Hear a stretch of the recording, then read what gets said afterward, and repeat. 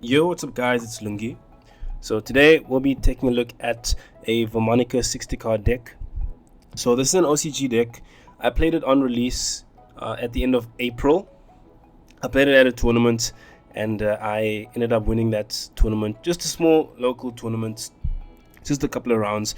But a couple of people have been wanting to see this deck for quite some time. I don't have the cards anymore. I still have the Fiendsmith cards, but some of the cards I don't actually have physically. So I'm just going to do it on YGO Pro. So we're just going to take a look at two random hand combos, because yeah, the deck is quite not complex, but your hands aren't like very linear. You don't have linear hands. So you'll mostly be using what you have in your hand to kind of make plays and then move in between the different engines in the deck. So I'm going to be showing off two combos, and then I'll show you the deck profile, slightly updated from what I played, but I only just swapped out like one card in the main deck. So anyways, so this is the first combo using this random hand. Right, so first up we activate the field spell, we get our girl. So yeah, it's always better to just use her as cost for these, because you set full scales and then you'll add her back, and then you can normal summon her for her effect. So normal summon her. Right, so here Imperm, just showing that the deck can actually play through like disruption. So we've got the Horus engine, right, dump Hapi and then dump Imsety. We're going to the zombies. We just want more fodder. So this is the card that I added, wasn't in here before. So this is Lacrima. So going into the Fiendsmith engine. So we just go for Moon of the Close Guy, just for more material in the graveyard.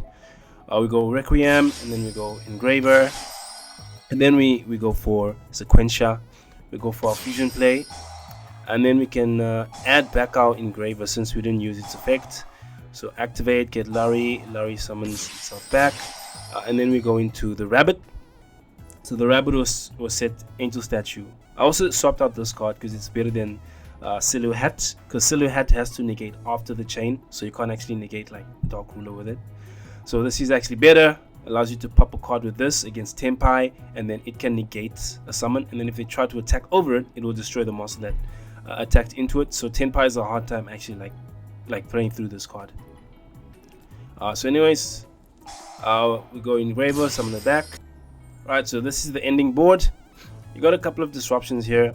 You got your Angel Statue, you got your hats to pop a spell a trap, you got two negates of Caesar, and then on top of that you do have access to your Paradise. So Paradise, you can banish it and send a Fiendsmith monster from your deck or extra deck to the graveyard. So your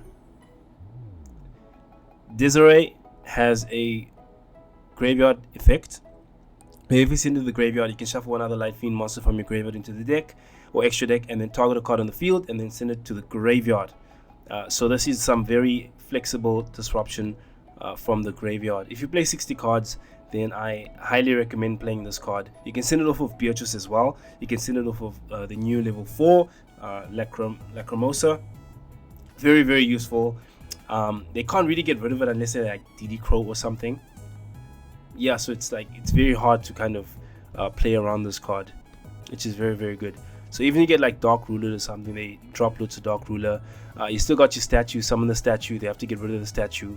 The statue will probably trade at least one card, 1 for 1, and then you have access to your graveyard Paradise to send another card to the graveyard, which is nice. And then next turn you got access to your Horus cards. And of course, you know, Fiendsmith can recover pretty easily from the graveyard. And yeah, you got your Engraver still under here, and then you can still burn your opponent. So doesn't really look like much, but it is quite a strong field. All right, next combo, another random hand. So this time we'll be playing through Ash Blossom, Ash in the field spell. Okay. All right, so we're just going to the Crystal Beast engine, and then into the Horus engine. Just trying to dig for cards and dump cards in the graveyard. Alright, so we just send Pegasus, don't really need it. We go for Zombie Vampire. Alright, so we hit Selettrice. So we activate our scales first, so that when you send it to the graveyard, it can just add itself back. Then we can just normal summon. So normal summon. So you want to search for this first. Search for this first, and then use its effect to search the quick play spell card. Use the quick play spell card to get your pendulums. You almost always put this one in the extra deck because it's a light fiend, so you'll be using it from the extra monster zone as material. You don't really want this here, because then you're forced to like link this away before you can actually go into your Fiendsmith stuff. Alright, so we go for Lacrima. Use Lacrima's effect. We don't have Engraver in the grave, so we just send Engraver. Alright, then we link them away. Sequentia, we revive the Engraver. Alright, we go into the Rabbit, set Azarun, Engraver summons us back. Alright, and then we go for Caesar. So our opponent could have like used Nibiru on us at this point, before this point. But you still have access to your pendulum summons, so you could still actually go into your Vaalmonica Link 2 and still have this statue as another disruption if your opponent had Nibiru.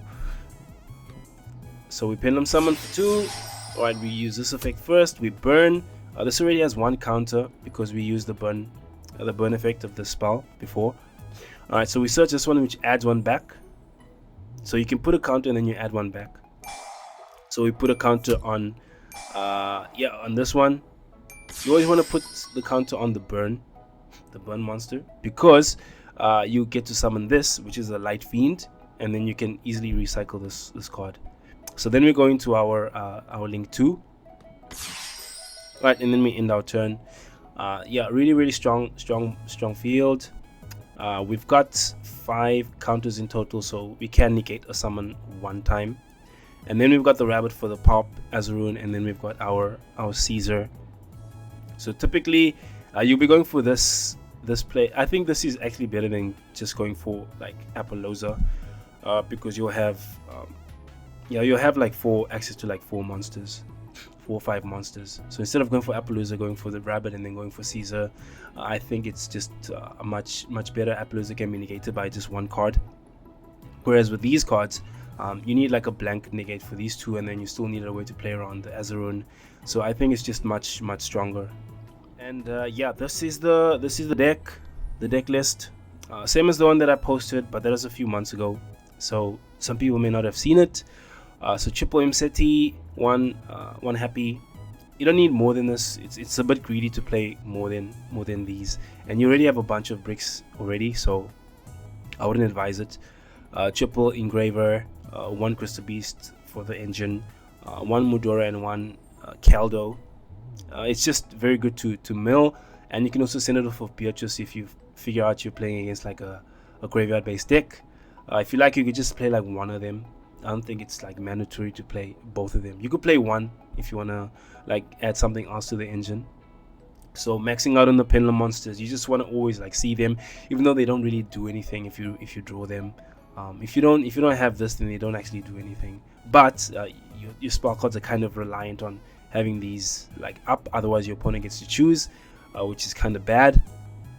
So you're just gonna max out on them, and then obviously 3 copies of your best Vaalmonica card. 1 Lacrima, only need 1 copy. Triple Ash, triple Maxx. 1 Lurrie, triple Veiler. 3 Scelta, your best one. Both effects are fine, drawing and also like searching. You'd rather search, but drawing is also not too bad. You get to put back bricks and then draw 2 cards. 60 card deck, so obviously 2 grass in the OCG.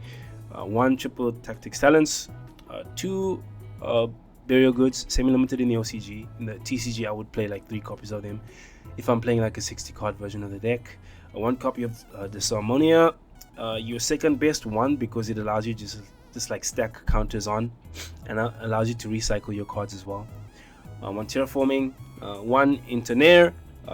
You get to revive a monster, but your opponent gets to choose the monster, which is really stupid. Or you could take 500 and add a level 4 from your graveyard to your hand. So if you milled your pendulums and you want to get them back, you can activate this. Your opponent will probably choose the second effect, not the first effect, to allow you to get like field presence, so you'll be able to get back your pendulum monsters. And then triple Tractus, just want to max out, because if you get like hand trap, you want to be able to easily go into plays. So just having like 3 tractors just allows you to do that more easily in a 60 card deck. So 2 copies of Call by the Grave, 1 copy of this card. I said before, but it's really bad on its own. It doesn't actually do anything for you. The second effect, which is the better effect, you need a non-pendant Vaalmonica monster on the field to use the effect. So it's like, it's good, but it's like only good if you have your best card, which makes it kind of bad. But it's actually necessary to go for your plays to play this card. So just like 1 copy of it, 1 Crossout, 1 copy of Sarcophagus. You play these guys, so if you mill it, you can just like recycle it. It's not a big deal. 1 copy of Imperial Tombs. You can just search for it. 3 copies of your Field Spell, because it's another copy of your best Vaalmonica card. 1 copy of the Trap. You don't need the other trap. The other traps just makes your deck worse, having to play all of them. And you can just actually use this card twice if you have this on the field. So you activate it, you pop and you bounce. It's in the graveyard, then you use this to copy its effect, and then you pop and bounce again. So you can still use it twice. 1 copy of Salvage. Just need the 1 Salvage. 3 Imperm, 1 Paradise. You can choose not to play it, but I really like to play it, you know, in this like negation and like destruction world that we live in. You can freely just activate this, like let's say like Tempai like blows up all your stuff, and then they go into the battle phase without the level 10. Then you can just use this in the battle phase, and then you can send something important to the graveyard to try and like stop like their OTK. Then 1 copy of the statue. Extra deck, 1 Desiree. Most of the time you're just sending it off of this, but you can summon it sometimes. Very useful.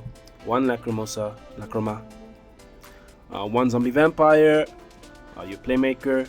1 Caesar. 1 Beatrice. 1 Dweller. Dweller is very useful against a bunch of decks. Apollosa. 1 copy of your Vaalmonica Link 2 Varar. A very good, very good card, especially for like OTKing the opponent. It's just like crazy. Can attack like four times, or even like 6 times. It's nuts. SP Little Knights, your Silhouette Rabbits. Most of the time you'll be going for this card. It's just the easiest inboard piece to make. 1 Sequentia, 1 Moon of the Closed Sky, 1 copy of Hello, and 1 copy of the other one. Don't necessarily need to play this one, but you can catch your opponent by surprise in the battle phase when they try to attack your stuff, and you can blow up like multiple monsters in the field. If it's link summoned, you can target monsters your opponent controls up to the number of resonance counters in your pendulum zone and then destroy them. So if you've got 5 counters, you can blow up like 5 monsters. Yeah, really nuts. And then 1 copy of your Requiem. So this is the deck. OCG version, OCG style. I guess in the TCG now you can change this for the Malchami once it comes out in, I don't know, October, whenever that set comes out in the TCG. So you can kind of play something very similar. In TCG you can play 3 copies of Foolish Burial Goods. You can't play Grass, but a lot of the time you're not really seeing Grass. It's a 60 card deck. It's only 2 copies of Grass. And as you could see, you don't actually need to be drawing Grass, but if you do draw Grass, it's quite nice. You'll be able to hit like a couple of cards. You'll be able to have your Vaalmonica cards in the graveyard, making your pendulum monsters more useful to have drawn. You'll be able to dump the Fiendsmith cards and just like play straight from the graveyard. It's very handy if you do draw it, but you don't need it actually to play the deck. So you could play 60 in the TCG as well. But anyways, thanks for watching. Please leave a like, comment, subscribe, and I will see you in the next video.